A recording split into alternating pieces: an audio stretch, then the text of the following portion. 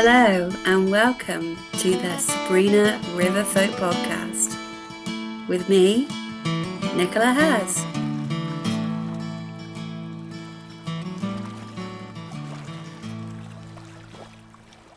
Tonight's guest is Phil Pembridge. Phil is Gloucester born and bred, and today he is the master of battlefield at the biggest reenactment battle in Europe at the legendary Tewkesbury Medieval Festival.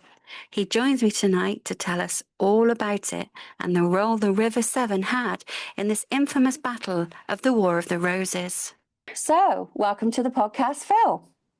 Hello, Nick. Nice to see you And you. Be a part of all of this. So to begin with, if we could, if you could give us some background about yourself. Okay, well, I was born in 1964. I was born in Norton, just outside Gloucester, and that's a sort of stone's throw from the River Severn. The river flooding has been a part of my life since I can remember. My early life, I suppose, I spent at a little primary school in the village, and then I went to a comprehensive in Churchdown, and then went on to agricultural college. So I spent quite a bit of time in the agricultural industry, learning that, and then I changed, and I realized basically that I wasn't going to make much of a living out of it, and so I gave that up and went into building. And I now restore period properties. Well, I have done for the past 40 odd years, and I restore period properties around the county for various people as my own business with a few employees. Okay. So was that at the Agricultural College at Hartpury? No, in fact, it wasn't. It was Harper Adams up in Shropshire is where I went to do an HND. Right. In agriculture, and that was my my thing, and I did dairying and beef farming, and I still, we have a little bit of land as my family do, and I've inherited that, and I keep a few pedigree Gloucester cattle, and I also keep my horses, which is my other passion. I've ridden since since I could be put on a horse, I think, really, before I could walk, I think. And I've always ridden. And I brought my kids up to ride as well, so they all ride. The sort of the crossover, I suppose, into the medieval thing, which I think is what we're all about today, was really down to a girlfriend who was very keen on folklore and Egyptian magic, and I got sort of like led into that sort of thing. And then from there I did a thing down in the forest called myth lore, and it was I suppose it was an early type of LARP in by 83, 84, something like that it was. And I met some people who were involved in the medieval festival. I'd seen the first one and then sort of thought, I quite like this. Anyway, this girlfriend decided that she was going to get involved in a medieval society, and it was one of the groups that had helped set up the festival originally. And I was taken along. I've always been interested in medieval history. My name sort of lends itself to that, really. I'll tell you about that later on, but I've always been interested in it. And they put a sword in my hand and said, do you reckon you could manage to shoot a longbow? And I had actually before. As a child, I'd been loaned one by my cousin, and it all sort of just fell into place, really. And that was 37 years ago, and I've been doing medieval reenactments pretty well ever since. And Tewkesbury has become more and more a part of that. I went along initially to just sort of help at the festival, help set it up when it was being put up on Abbey Lawn next to the Abbey, and then on to the playing fields next to the Abbey, what they call the vineyards. And yeah, I just got more and more sucked into it until there was a a bit of a crisis, and they needed some people to organise the battle. And I mugged the group that I'm part of. We'd always been going, and it was sort of like an honour to be asked, really. And so we started organising the battle, and that's when it really started to get big. What year would have that been? So that was late 90s. I suppose it was about, yeah, I think it was late 99, 2000, something like that. We took on the actual organisation of the battle itself, not the festival, but the battle, and how we could do it and do it better. And that sort of came into place with the guy that was chairman of the society at the time, who was RAF, and he suggested that we try to use radio comms, but we didn't want to have handsets and big clunky things to organize all these people, because there was about 1800, and there still is about 1800 on the battlefield. How do we do this? And so we had these little mic sets and earpieces, and we were controlling the battle with almost like Star Trek type touches on your little button there to do that. And he was thoroughly enjoying it. He'd done a lot of these model soldier battles, that they do, the sort of like the little plastic soldiers. And this was just a great big war game, really, as far as he was concerned. He was stood on the top of a scaffold tower at the edge of the battlefield with the commentator. And we had a script, and we tried to keep everybody working with the script. And that's how it sort of came to pass that we were able to control and make the battle work in sort of timed episodes, if you like, things that had to happen at certain times. And it sort of worked. So that's how that part came about. And then I was mugged to become a director. My wife always says, don't you ever come back and tell me that you volunteered for something. And I didn't for a while. I was a director, and I still am. And I think there was about 8-9 directors at that stage. There's only 4 of us at the minute. We're always looking for new recruits, because obviously a festival this size takes a huge amount of organising, and it's a year-round thing. So, because I think isn't it the largest medieval fair of its type in Europe?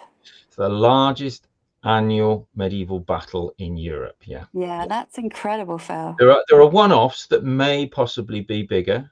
But not, even Agincourt in 1415, that only had about 600 combatants. We're regularly between 1,500 and 2,000 on the field for this. And we have, I think last year it was 2,200 reenactors or something like that. I think it was. I mean, it's just huge, and every year, more people want to come from all over Europe, really. We have the French, the Belgians, the Germans, the Italians that have been coming in force the last few years. So yeah, it's quite a thing to come. It certainly is, yeah. But what do you think it is about this particular festival that has this huge draw for the reenactment community? I think it's a couple of things, really. I think the first thing is that the whole thing has been going a long time. It is a regular thing in the calendar.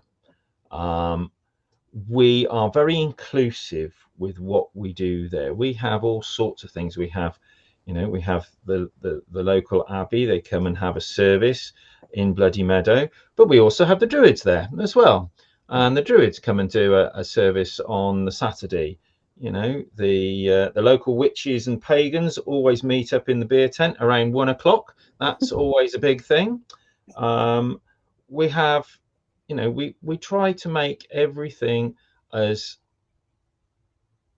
accessible to people with wheelchairs and disabilities as we possibly can, bearing in mind we are in a field. And we can't do everything. We can't provide extra wheelchairs or anything like that, but we do try to make sure that the disabled people have good access and are allowed to come onto the fair field itself, to park where we possibly can. Obviously, sometimes with the number of disabled people we have, and we've got space for about 30-40 on there, we have to slip over into another field, but we try to be as fair as we possibly can. So I think that's a big part of it. But for the reenactors, it's the crack. It is what happens when the public go, because we've obviously got bands on during the day, but we have bands on in the evening as well. And there is always a buzz of what is going to happen this year. Now, we don't organise that. The reenactors sort out whatever it is they are going to do when the public go. Right. And it can be pretty random. We've had the tarts and vicars type things over the years, Rocky Horror type things. One year, the French all came as minions. And another year, the French came as they'd all dressed in their stripy shirts, black and white shirts and the berets and the onions round the neck, but they plastered their faces with makeup with sort of like lightning strikes. So they came as French Kiss. And there was an awful lot of them. There was a beach party one year.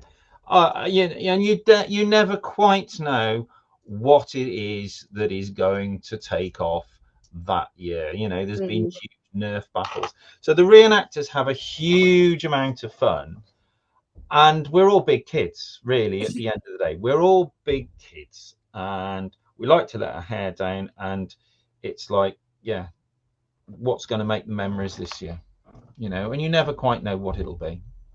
And I think with you all being volunteers and the amount of work that's involved in organising something like this, there needs to be an element of fun to make it all worthwhile, to make all the hard work worth it, really.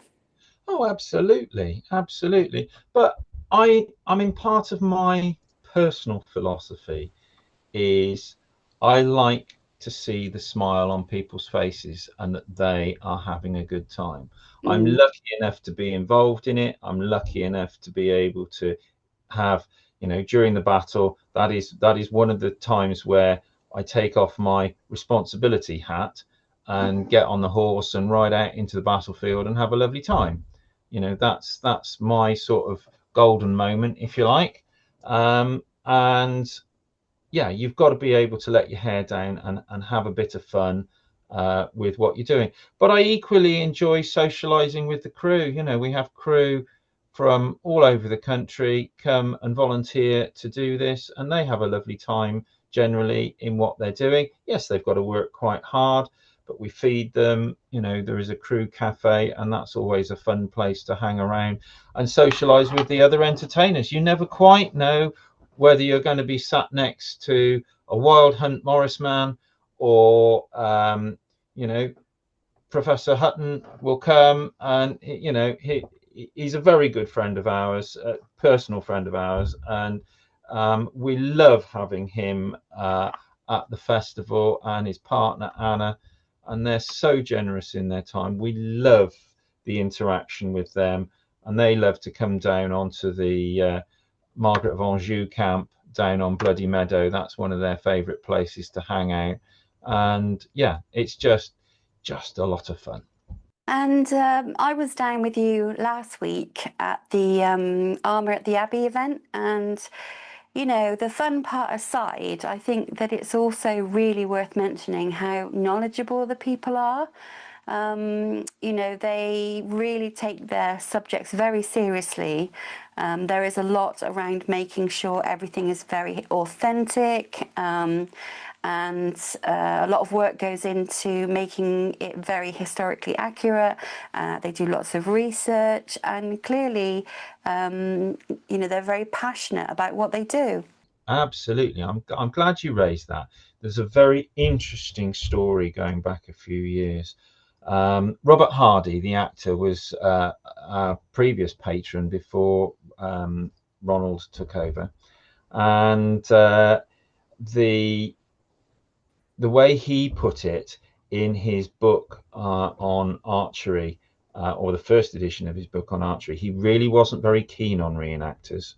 He thought we were all sort of like weekend warriors, and we just dressed up in jubbly kit and hit each other with foam swords and an awful lot of stuff like that.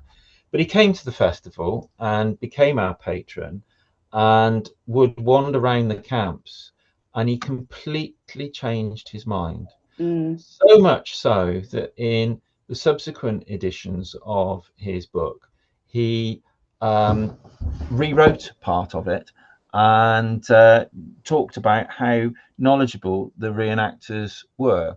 And that took an awful lot of courage on his part to go and do something like that. And we were hugely heartened by it. He'd been very kind in helping save parts of the battlefield, as had Ronald, when there was development planned on the estate by the Gupshill, when that new estate was built up there between Stonehills and the Gupshill. And it was Robert Hardy and Ronald Hutton's intervention that I think helped swing public opinion outside of Tewkesbury into stopping a lot of the spread of that estate. And that's why there is that green area around what's known as Queen Margaret's Camp, on the opposite side of the road to the Gupshill pub, around the ruined mansion over there. And I think that helped stop the development from encroaching too much. So for those that perhaps aren't familiar with Tewkesbury Medieval Festival, obviously it's a commemoration of an actual historical event that did happen in, I think it was 1471, which was the Battle of Tewkesbury. That was, I think, the final conflict in the War of the Roses. Is that correct? So it was the end of the first stage, yes. Right. So really the Lancastrian cause is completely shattered as a result of Tewkesbury, but the war carries on because there is still resistance, and it doesn't actually end until 1485, when Richard III is killed at Bosworth, and Henry VII, Henry Tudor, takes the throne. So yeah, I mean, the history is fascinating of how the battle came to be fought at Tewkesbury, and if you like, I'll go into a little bit of detail about that. Please do. Yeah, because what we know is that this was a very pivotal moment, as you say, in the War of the Roses. It shaped history, but the location, with being between the Severn and the Stratford upon Avon, Shakespeare's Avon, all of those things really shaped the story.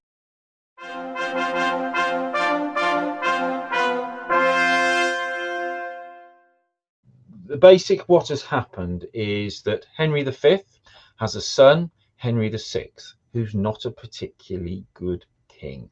He marries, or is married to, Margaret of Anjou, and he's much happier being a bit of an academic. He loves architecture. He builds some really fantastic buildings in London, and that's what he really wants to be involved in. However, there is a rising against his rule, and that is led by Edward, who becomes Edward IV. He is from part of the line that Henry IV had deposed. I won't go into too much detail over that. Safe to say is that they have been fighting for a number of years.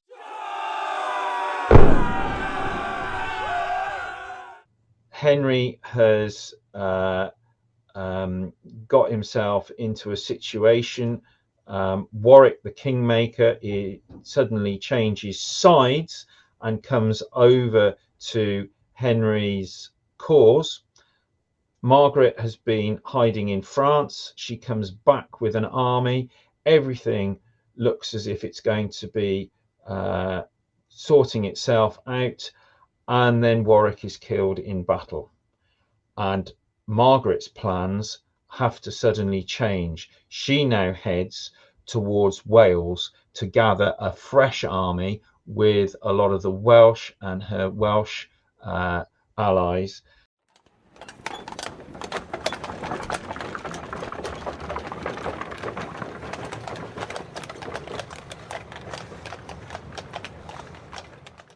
She comes up through Bristol, where she captures some guns, then up and gets to Gloucester. And she wants to cross the river at Gloucester to get to Wales, Gloucester being the lowest crossing point at that point on the River Severn. However, Gloucester closes its gates. It was a narrow thing. It could have gone either way. Although Gloucester was nominally under the control, shall we say, of Richard, Duke of Gloucester, who becomes Richard III, a young prince, it could have gone either way, but Gloucester City closes its gates to Margaret, and she has to march north. She needs to cross the Severn, and she tries various points. There are plenty of fords that you can get across. However, we're in May. We're in the beginning of May, and the river is too swollen to get across.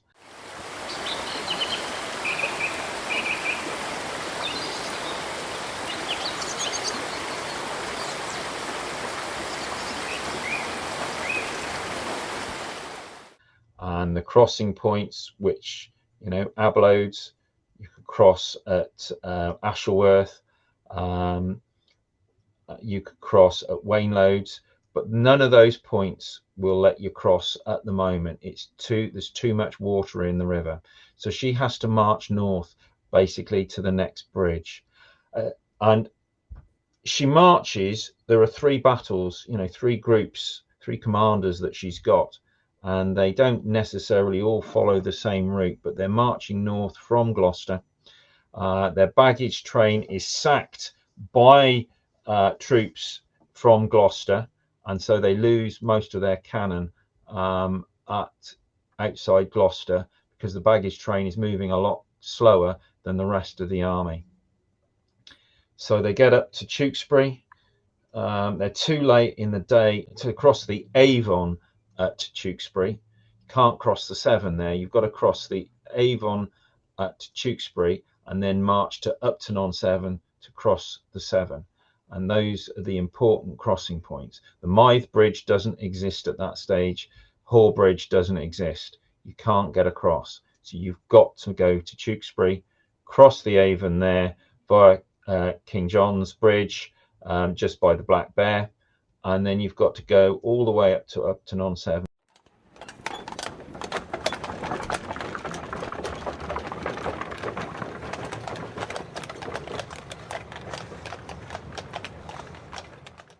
Now, that night they spend at Tewkesbury.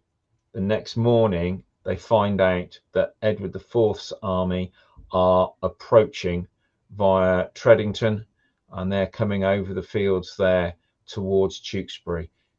They have to make a stand with the river behind them at Tewkesbury.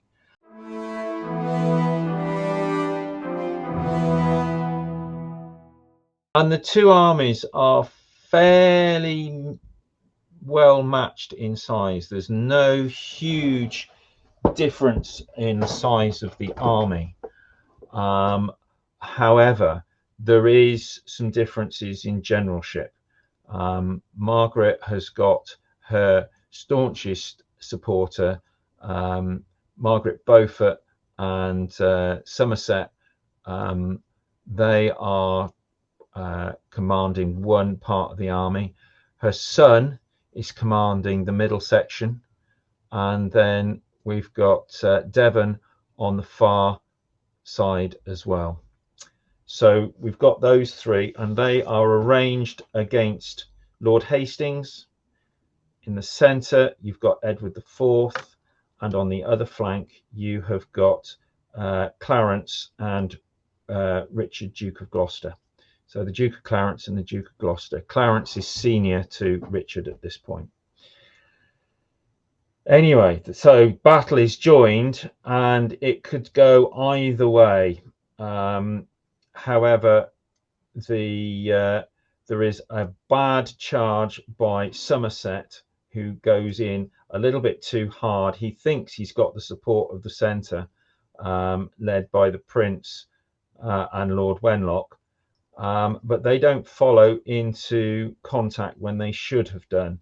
And Somerset feels betrayed, and during the battle he actually murders Lord Wenlock, one of his own side, and that really sets things into rather disarray. There is then a charge by the Yorkist cavalry into the one flank, and they roll up the Lancastrian army, driving them into what we call Bloody Meadow, and that was really a sunken road, very soggy area, and the main road into Tewkesbury, but they're pushed into there, and they're trying to make their way across the river, but in armour they can't do that. They can't get to the bridge, and the whole battle is lost in that area there. Margaret of Anjou, meanwhile, although she's ridden all the way from Gloucester, she's moved on. She's been moved on early in the morning, and she gets to Upton and crosses the river and gets as far as Little Malvern Priory. But the next day she's caught up with by the Yorkist forces and arrested, and then taken to London, where she's put in prison up there. Her son during the battle is killed, and that really ends the Lancastrian cause. Unfortunately, there is no heir.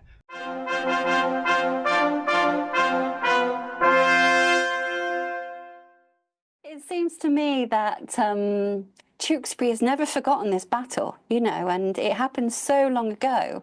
And yet, you go to Tewkesbury these days and you can feel the history there, can't you? I mean, it's just like, in some parts, it's like it hasn't really changed a great deal at all. I think it's so lovely, Tewkesbury as a small town. But, it was obviously such an important battle and so significant that it was just never forgotten about.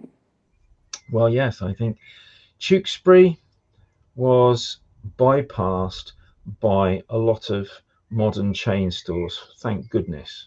Yes. And it has survived without too many chain stores in the town. The town itself, yes, it's still got a lot of its medieval alleys, and you can follow how the town was built with all the burgages outside. The abbey was sacked by the Yorkist army after the battle. Many of the Lancastrian nobility took refuge in there and claimed sanctuary. And the fact that the Yorkists broke that sanctuary came back to haunt them in future years. That was considered to be something that they should never have done, but they did it, and they got Somerset out and they beheaded him, and that is still a big part of our battle commemorations. We have the beheadings at the Abbey on the Saturday evening, and yes, it's done with a certain amount of mirth, but also reverence as well. Yes, we don't take it too seriously, because that's not what the public want, but we remember it. We very much remember it. And one of the things that the festival does is it has a schools day on the Friday, and it is part of our policy to educate as many of the local primary schools as we possibly can, the year 5s and 6s, in the history of the battle, they get to learn about the history of where they live, and that's really important. The history of your place and the spirit of your place is a really, really important thing. And if you can't get and absorb some of that when you're young, then you'll never do it. But if you can, and this is what we try to do by teaching the history of the battle, yes, they all get to learn how to march up and down and wave foam swords around and take part in a battle against the reenactors with pieces of pipe lagging. They have a wonderful time with it, and Professor Hutton is very kind in helping out with that, and educating our youngsters so that the town remembers, because I'm not going to be around forever, but we want this to carry on. We want this to be able to be a thing that lasts. We're not the first people to have done a commemoration at Tewkesbury. There was one back in the 1950s. I had an aunt who took part in it. There have been other pageants over the years celebrating or commemorating the battle. I don't think it's anything to necessarily celebrate, but it is definitely something to commemorate. And we all believe that it's really, really important. The Battlefield Society grew out of this festival, and they have their own sort of committee, and they're very much involved in helping us run it. And they team up with other battlefield groups, and that's a really big part of their social calendar, to welcome some of these other groups to come along and see how we do our battle. And I've taken part in a lot of these battles over the years at Tewkesbury, obviously, but I was involved in Bosworth for quite a few years, Battle of Shrewsbury, Battle of Evesham. All these things are really, really important events that teach us about loyalty. They teach us about how to behave, and teach us about how our own society lives and how government was formed through all these battles, and the necessity of having a open and honest government that was accountable.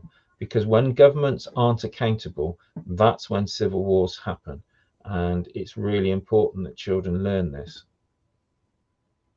Yeah, and particularly with the War of the Roses lasting for 30 years, this kind of dynastic civil war that happened.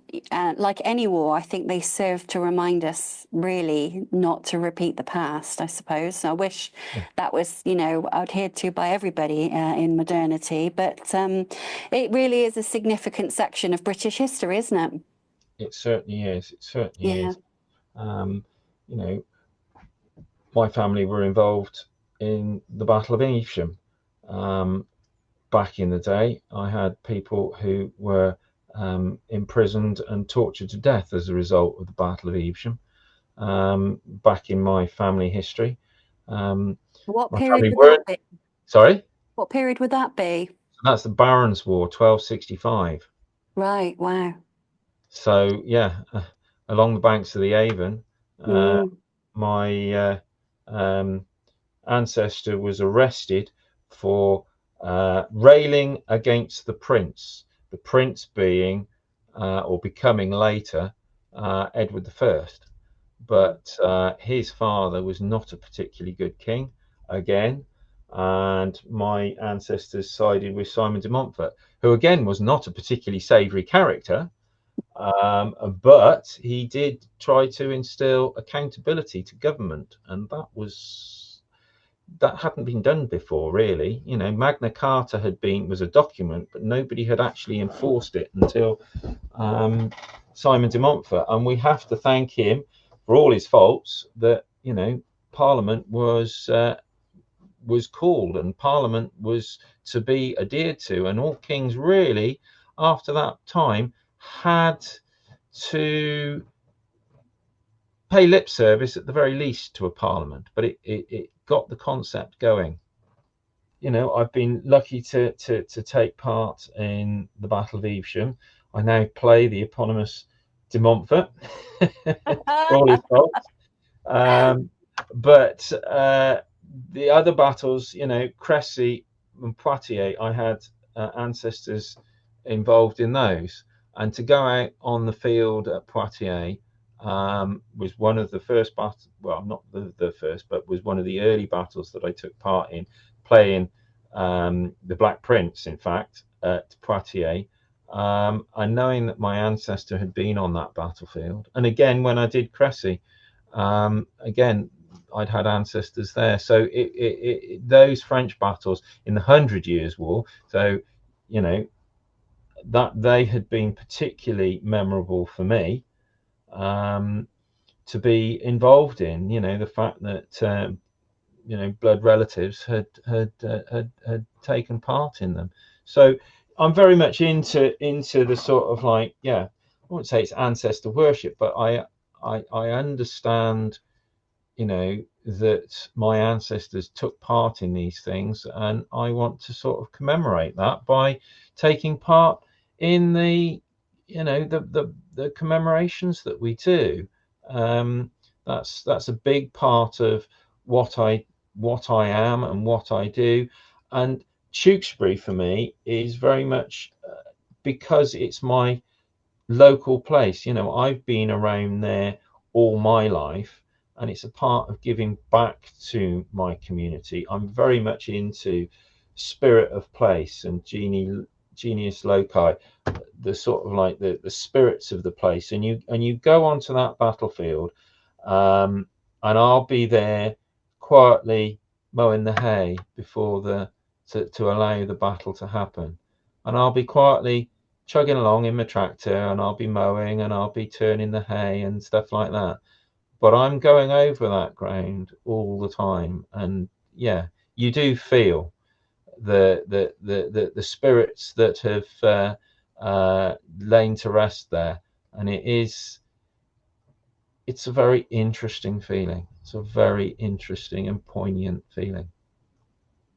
One of the things I was amazed by with the armour in the Abbey was the noise and the cannons and the muskets being shot. And it's, first of all, do you become accustomed to that? But second of all, how do the horses become accustomed to that? Is it just through them getting used to the sounds? Because my mum literally jumped out of her chair when it went off. It was just quite funny. It was, honestly, it was hilarious. Well, it's interesting that you ask, but the horses tend to learn about guns, because you'll often be out riding on a bridle way and there'll be some pheasant shooting or something like that going on. So they get used to shotguns. The way I tend to do it is that where I keep my horses, we're not too far away from the Gloucester Clay Pigeon Club, and I go and take my horses there fairly regularly during the summer, so they're used to not only the sound of the guns but also the smell of the gunpowder. And that is quite an important part of it, because that smell can be something that triggers horses as well. So little bangs like that. What you don't tend to see is that very often when you're on the horses, you're better able to reassure them when you're on them. So my big Percheron, which most people know, he's usually the one that's closest to the cannon at arm at the Abbey, but also on the battlefield. He might be the only horse on there. A lot of horses have experienced shotguns and things, and as long as the ones that are closest don't get too upset, then the other ones will generally be okay. They might get a bit upset. They're better when people are riding them. Better, they're more reassured. They're a flight animal, and you have to accept that. But it seems to work all right, and the gunner is very good with everybody, and that he always starts off with the handguns first. They're not muskets. That's a bit. Right. anything, but handguns are what they have there.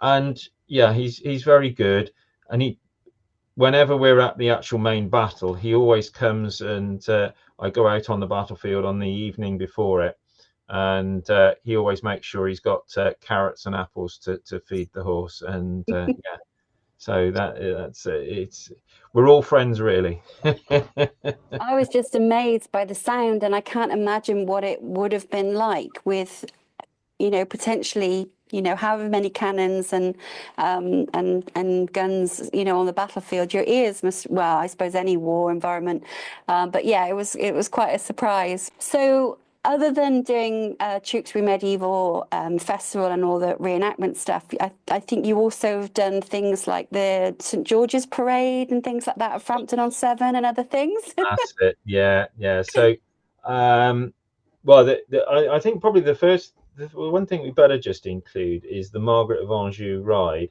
So that was an idea that kicked off during COVID, and we were trying to find things that we could do with our horses during the lockdown thing. And one of the ideas that came up was to recreate the ride of Margaret of Anjou from Gloucester up to Tewkesbury. Now it's about the route that we did is about 17 and a half, 18 miles. We don't go direct, but we follow the river, and we came. Margaret was supposed to have gone to Lantini Secunda and gone through there before she approached the city walls.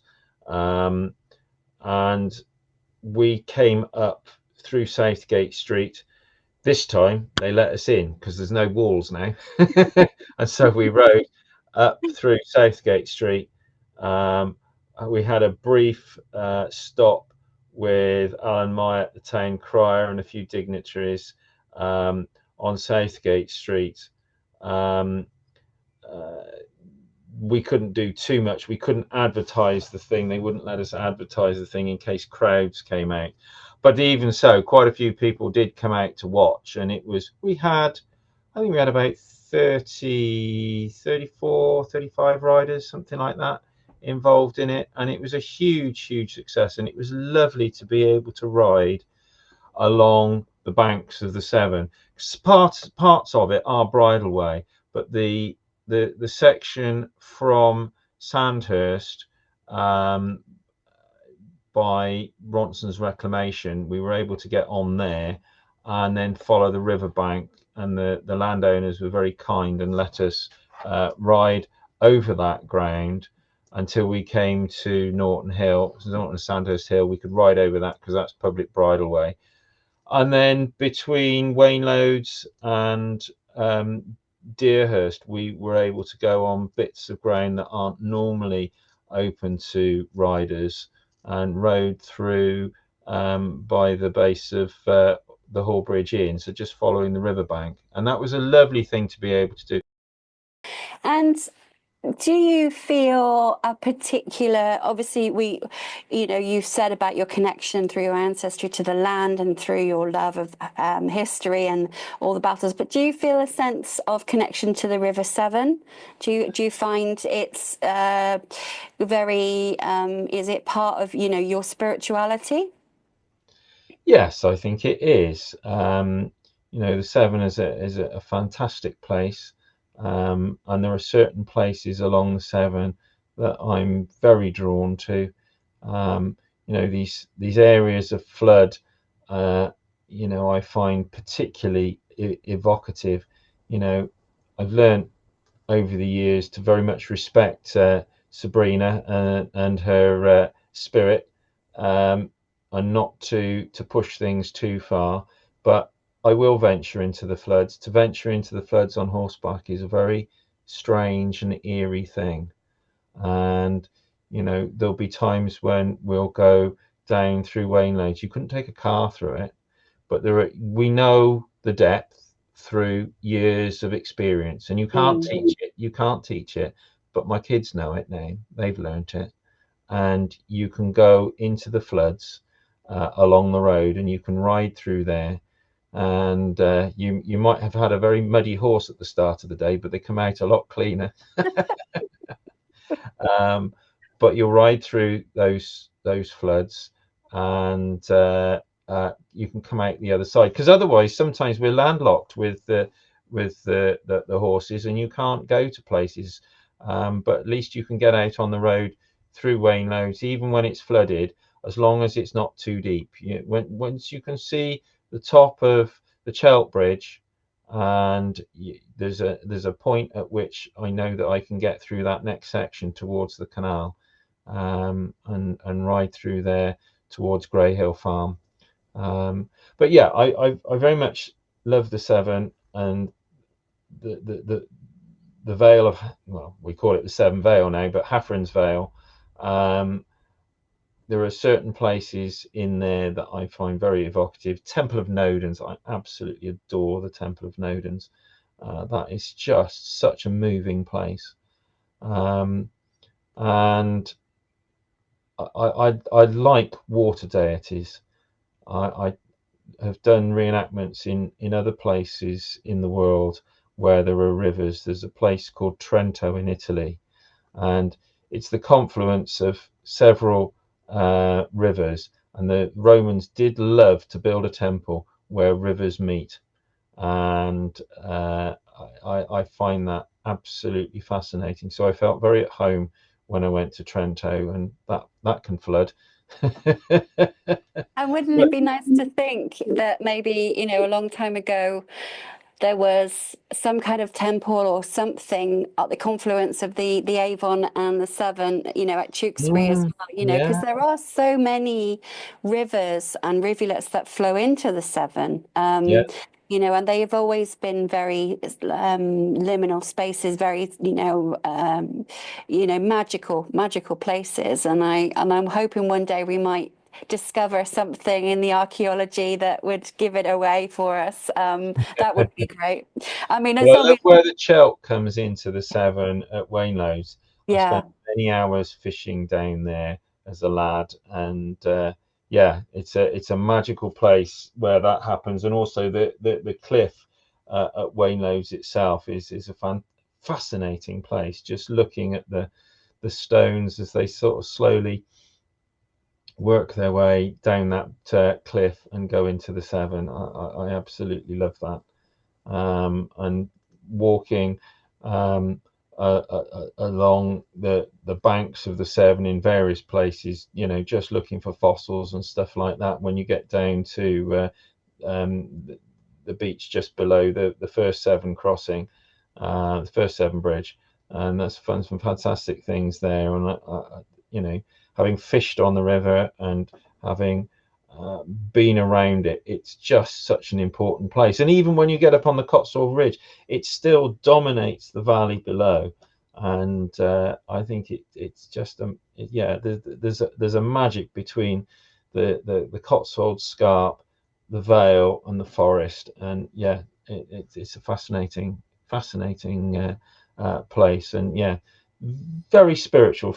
Spirit of place is something that I'm particularly drawn to. Spoken like a true Gloucestershire man there, Phil. Yeah, no, absolutely. Obviously, I totally agree. And, we've been living in the Severn Vale for a very, very long time. And we both have families, and lots of people have families that have a very long history in the area, and all of that connection to the horse tribes and things like that. We feel it in our bones, we Oh yeah. kind of, it's part of our DNA. And yeah, so just loving the story of the Tewkesbury Medieval Festival, and actually the original battle that inspired that is, really a huge part of the rich history of our landscape. So yeah, really huge thank you to you, Phil, for coming on the podcast and telling us Well, I all could talk to about you for hours, Nicola. I love just taking the horses it. out into the area where we are, and there is something very magical about being on horseback when you ride through. You look at the landscape totally differently. You do, yeah. There are things that you see on horseback that you don't appreciate in a car and you don't appreciate on foot. I've ridden to the White Horse of Uffington and around there, and that's a magical, magical place. I love that. But also, right, the last few years, I take a horse up onto May Hill for May Day, and there were 4 of us this year on horse, and just riding up through those woods on horseback, starting off in the dark, and we worked our way up through there, and it was like riding through a black and white scenery as we rode through the woods. And then as we came out and it started to get lighter as we got out of the trees, and suddenly the bluebells were all blue. Suddenly we went from black and white, sort of sepia, into colour, and rode up to the top of that hill to the trees there for May Day morning, and to meet all the Morris and everything like that up there. I absolutely love that. It's just a part of it. And to celebrate the year in the Vale, you'll have the seasons, and I love a good wassail, I do, and a Yeah, harvest home, absolutely. and they're really special things, and not necessarily too spiritual in their own way, but spiritual in the fact that you prepare to go to them, you take part in them, and you feel good once you've been and done it. There were parades that happened on the green, and there was a big salmon. There was Sabrina the River Goddess, and various other characters that had a huge boar, and they had the dragon, and we would go and take part in those parades for St George's Day. Largely, we would do those for. But then I also love doing the Frampton show. That's always a magical thing. Quite how that one comes together is really sort of quite amazing. And I get to take part in the tent pegging competition there. That's another skill I picked up while taking part in the commemorative ride for World War One. And I learned that skill, and I've been so fortunate in being asked to take part in competitions like the one at Frampton, but also the Royal Tournament. I've done that 3 times on my lovely horse, and that's been such a huge honour to get to take part in something like that. Really magical, really magical. Anyway, sorry, I'm rambling on, and you're trying to finish.